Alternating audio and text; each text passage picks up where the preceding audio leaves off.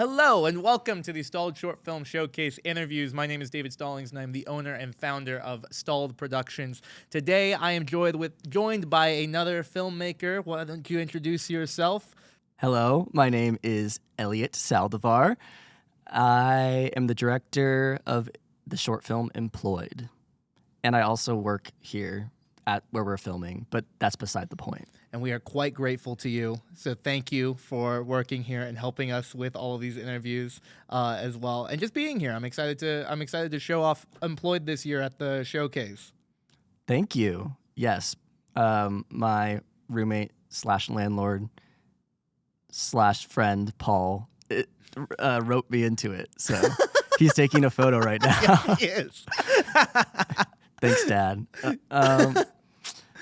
Yeah, I'm excited to show it again. This is the second time it's going to be at Pollack, so that's cool. Yeah. Very cool. Well, why don't you start us off by telling us a little bit about Employed?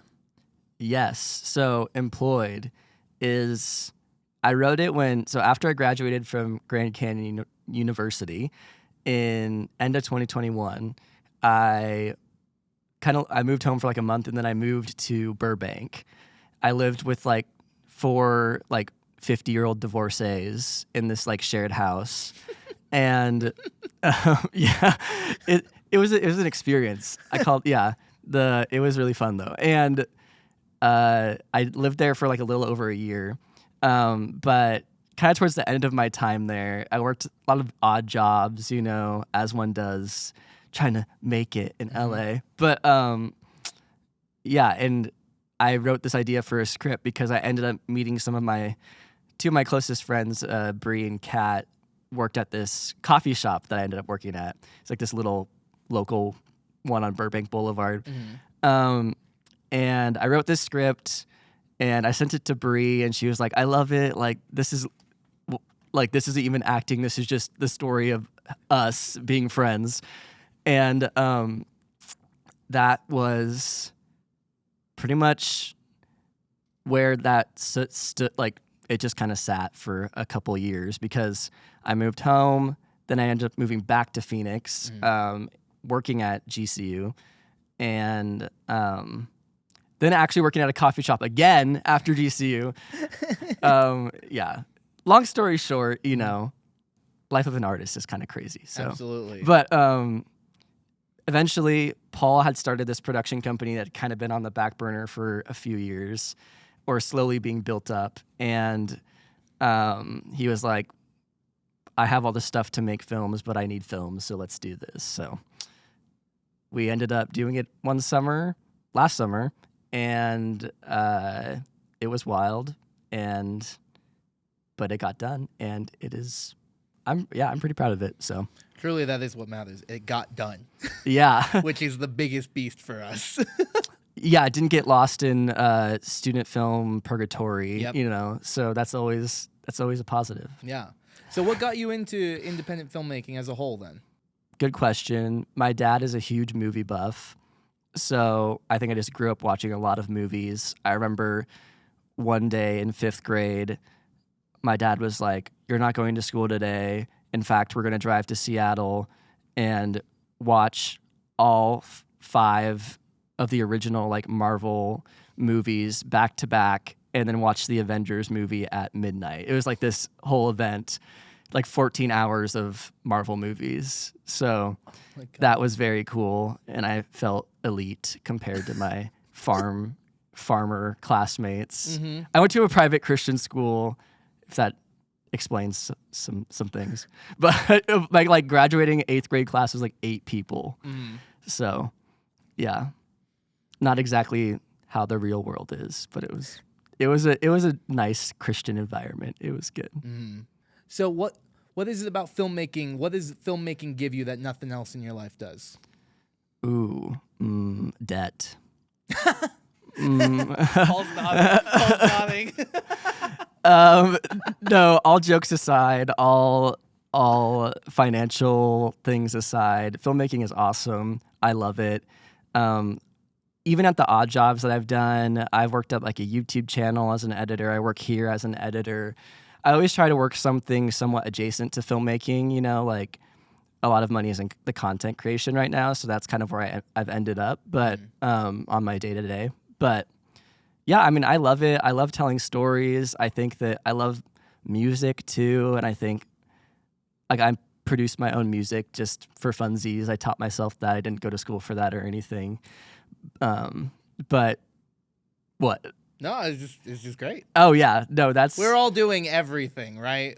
Yeah, that's kind of a blessing and a curse of like today's technology. Is it's like anyone can make a song, anyone can make a film. Yeah. But also that means we can bleep this out, but anyone can make a shitty film, anyone can make a shitty song. You know, like there's a lot of those now. So it's almost even harder because there's so much noise. It's harder to break through the noise. You know, let's say before somehow you snuck onto the Warner Brothers lot and you know, happened to run into Steven Spielberg's nephew or something. I don't know, like, and let's say you somehow got a shot, you got involved with the studio system. There's way less competition. Like, there's way less noise. There's way less just, you know, AI slop. You know, it's like it was a little bit different back then, like during like the Quentin Tarantino, Robert Rodriguez time. So yeah, I don't know, that's just a rant. Well, but no, I agree with you though, because it's simultaneously like it's so cool that anyone can actually get into this now, and that's why like the independent filmmaking sphere here is growing. Yeah, but simultaneously, you're right that it's now harder to actually make something substantial, and so the bar is actually elevated because there's so many of us that are in it, and then all of us are a part of sometimes making slop in order for us to learn. Before we can actually hit that bar. That's so true. That's what we got to do, man. So with your slop, no. Thank you. You know. So with Employed, what was it about that project though that was like, this is the one that's got to get done. This is the one I want to make this one happen. So, good question. Thank you. This was the first film that I had directed since I graduated from GCU. LA, I didn't really direct anything. I did like a music video, like, but that wasn't like a huge thing. But as far as like a narrative project goes, this was the first one I had done since the short film I did in college called University. Okay. Sean was involved in that. Yeah.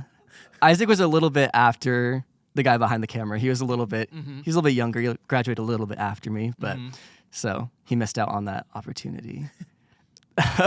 4 a.m. call times. Yeah. Yeah, no. But long story short, that was a little bit of I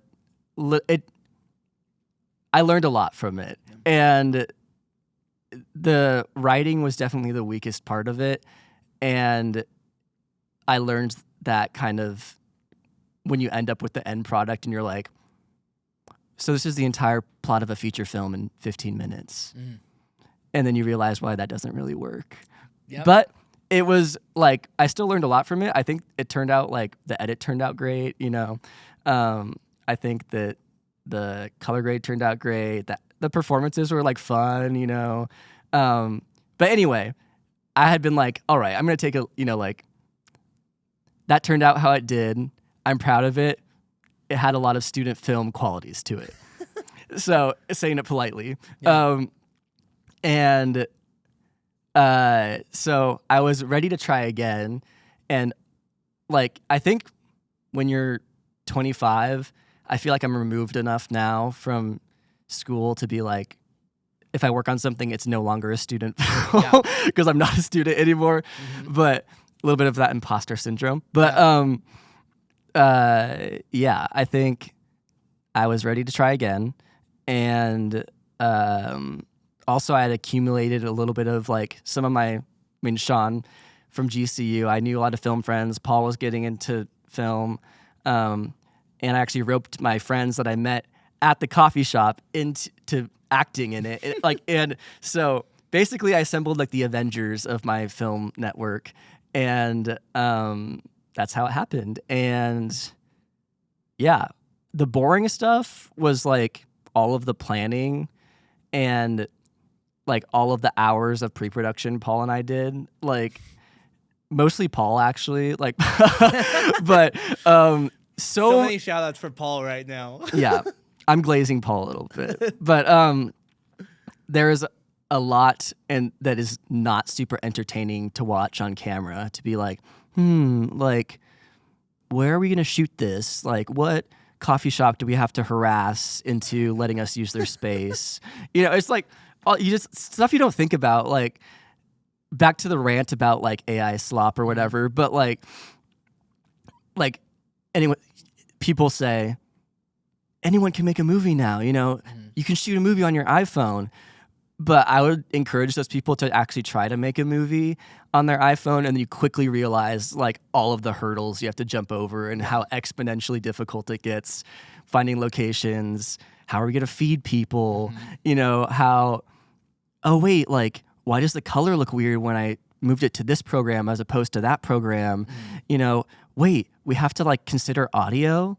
It's just like all of these things that that there's a lot of work that goes into like a high quality production. And yeah, that's, I don't know. What was the original question? No, that's perfect. That's perfect.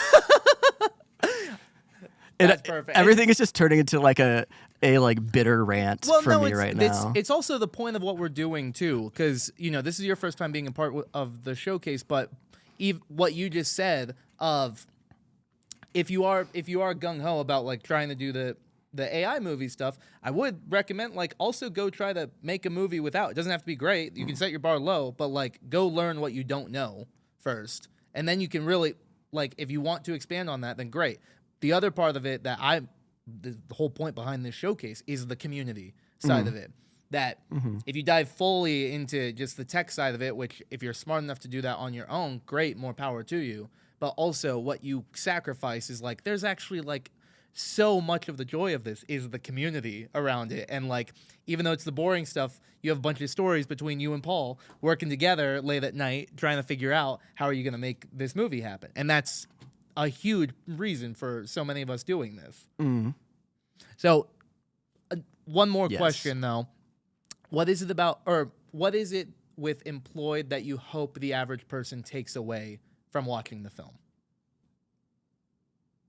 I have an answer to this. Fantastic.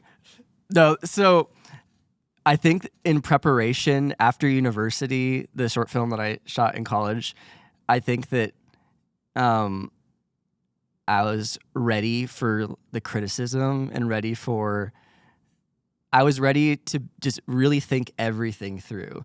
You know, pour over the edit, pour over the shots, pour over the writing, you know, pour over, like, basically think it through way more than I would want to, you know, because I wanted to anticipate, maybe this is healthy, maybe it's not. I wanted to anticipate what people are going to take away from it and what people are going to experience while watching it and how they're, you know, I think you try not to compare things to other things, you know, you try not to compare yourself to other people, but that's the human nature. It's going to happen no matter, even if it's like at a healthy point, you know? Yeah. And that's what people, if you do that as the filmmaker, people that are just the layman, you know, are also going to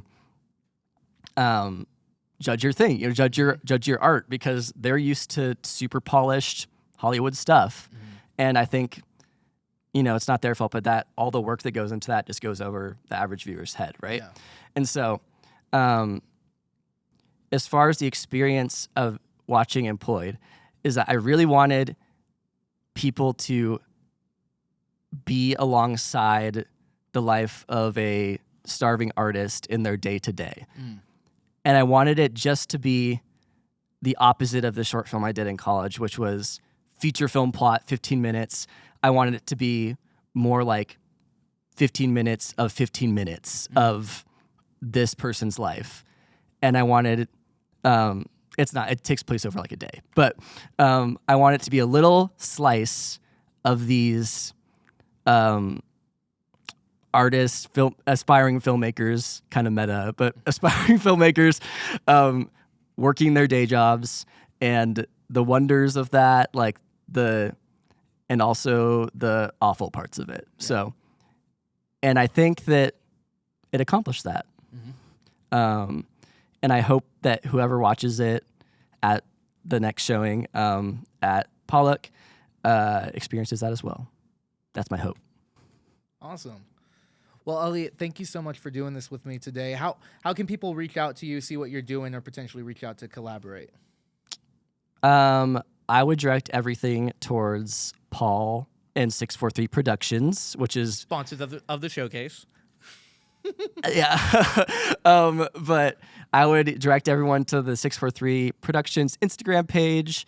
They got all like the BTS and stuff of Employed, more of the stuff that Paul has been producing. More than just Paul. 643 is